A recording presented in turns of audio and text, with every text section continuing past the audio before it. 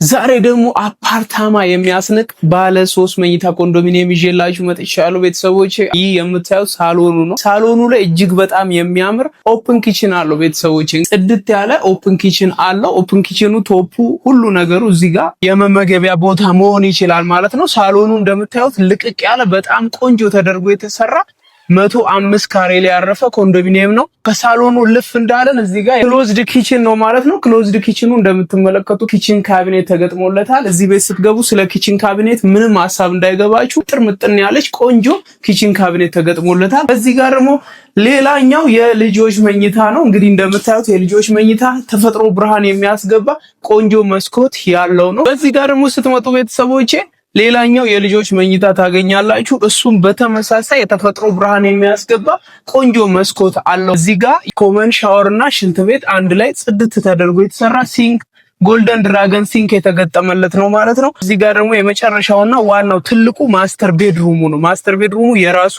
ሻወርና ሽንት ቤት ወይም ባዝሩም አለው። እንደምታዩት ጎልደን ድራገን ሲንክ እንዲሁም ዘመናዊ የሻወር ማቴሪያል ተገጥሞለታል ማለት ነው። ቆንጆ ቁምሳጥንም አለው ማለት ነው። ይሄን የመሰለ ቆንጆ ቁምሳጥን ተገጥሞለታል ማለት ነው። ይህንን ቤት ለመግዛት እዚህ ስር ባለው ስልክ ደውሉልኝ። መለይ ፌዳው ነኝ። ሁሌም ቆንጆና ዘመናዊ ቤቶችን በታማኝነት እሸጥላችኋለሁ።